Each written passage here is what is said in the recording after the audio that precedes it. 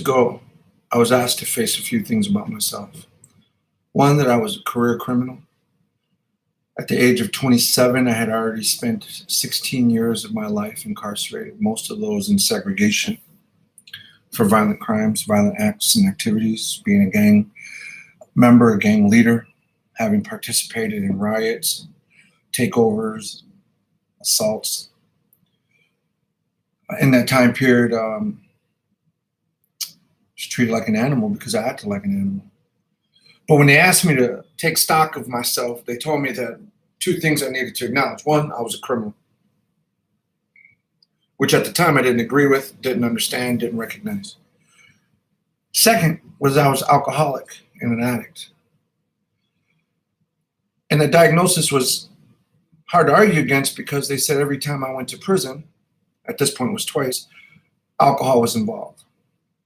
And that a lot of the times I had trouble as a young person because alcohol and drugs were involved.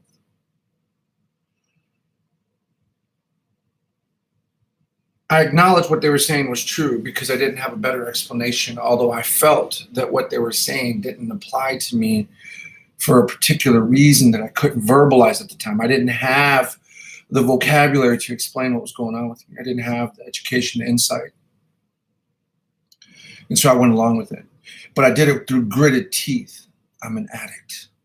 I'm an alcoholic. I'm a criminal. And to a degree, it was true. To a degree, it was true. However, what I've come to learn, when we are living a certain way, there are so many other elements that contribute to the lifestyle that go way beyond, far beyond alcohol and drugs and simply criminal activity. I had a lot of thoughts, feelings, emotions, ideas, behaviors that went into it. I was triggered by types of clothes I would wear, hoodies, gloves, dark clothes, black clothes, masks, not to mention weapons, drugs, money, for me, women, not to mention my homies, the love, respect, the fear that we could cause, the panic we could cause, the disruption that we could cause, the destruction that we could cause, the control we could take. There's something about it when you can ask somebody, tell somebody to go kill or maim, grab somebody, to intimidate somebody. There's a lot to be said about that that goes well beyond drugs and alcohol, well beyond simple criminal activity. And of course, like a lot of us, trauma, childhood abuse, abandonment, failed systems, failed school systems, abuse that no one really cared about, recorded, or did anything for it or for us. I mean, we can go on. We get that part of the story, but here's where I had to draw the line. Obviously, I got my act together, and I went on to become a mental health provider, therapist, a social worker, counselor, outreach worker, ran reentry programs, currently executive director of a national program addressing racism, helping pull men and women out of hate groups with my team. I started Formers Anonymous, which is what we're going to talk about in a second here, back in 2012. So many people like me didn't resonate with the idea that we were addicts, that we were alcoholics, that we were criminals. Don't get me wrong. Not to say that we weren't struggling, living with addiction, struggling, living with alcoholism, struggling and living with criminality. But to say, I am an addict, I am an alcoholic, is finite. It's final. There's no and, if, or buts about that. It's the end result of who I am. Well, I've been clean and sober damn near 2 decades. Why does the fact that I had that diagnosis given to me more than 30 years ago outweigh everything I am today? I am a father. I am a partner. I am an executive director. I am a social worker. I am a mental health provider. I am an outreach worker. I have rescued people. I have broken up sex rings that were exploiting youth and children and adults. Gang fights, saved lives, changed lives. Why is it that when I'm asked to look back, that is more important than what I see looking forward? Or what you see right here, right now. I am an addict.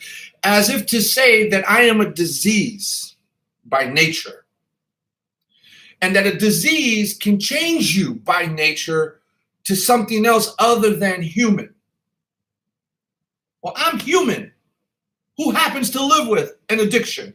I'm human who happens to understand that I have committed crimes and that if I live out those thoughts and those feelings, I will commit acts of harm against others.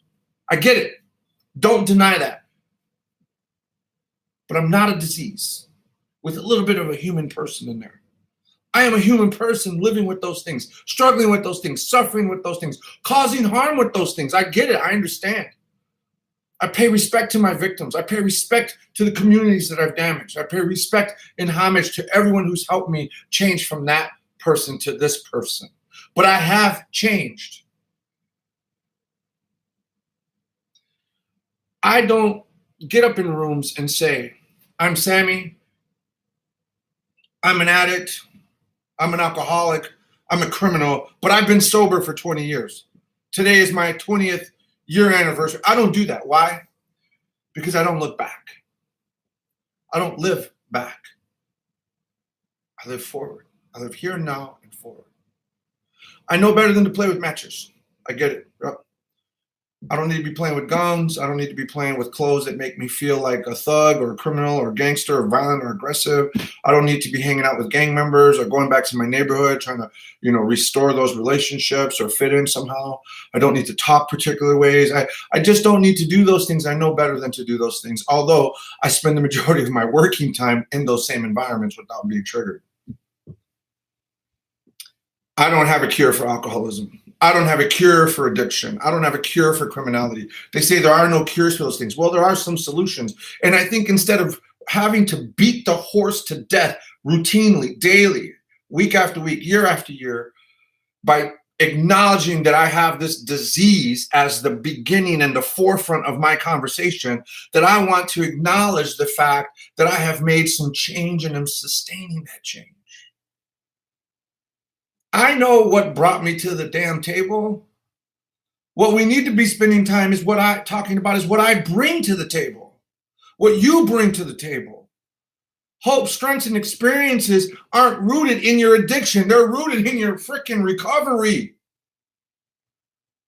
They're rooted in your strength. They're rooted in your hard work. They're rooted in your activities and your actions and your commitments and your morals and your values. The 80-20 rule. 80% talking about your positivity, 20% maybe what the problem is, but bringing that 80% to that 20% on a regular basis. A former is someone who has been there and done that, but who is also in the process right here, right now, right in front of you, working on some stuff, but hasn't quite completed that project, and down the road, some point will be a better example than what I am right now even. That's a dynamic definition of what was once described through a static definition of alcoholism, addiction, and criminality.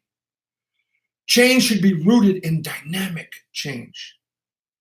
Not through fear, not through shame, not through guilt about what's back there. That doesn't mean that we don't need to be concerned with reconciling. Doesn't mean we shouldn't be pursuing forgiveness. But what it does mean is that we become even more when we focus on reconciling, when we focus on reconciliation in the spirit of redemption, pulling people out of those spaces with our hope and our strength and our experience. And we can talk about the past all you want, but there ain't nothing really in there. We can take that wreckage and turn it into material, and that's what I want to talk about, material that we've got, that we're going to use to move forward. I'm not a disease. I'm a human being. I have screwed up horribly in my past and I've hurt a lot of people. Every part of my life is a major apology in the effort of demonstrating my remorse. Guilt and shame are not the same as remorse. Guilt and shame will have you hide your face in anonymity. Remorse will allow you to live freely, transparently to your community, to demonstrate your sincerity and your willingness to engage from a new position in life. I'm Sammy. I am a former, and I'm much more than that as well. Thank you for listening. Are you a former?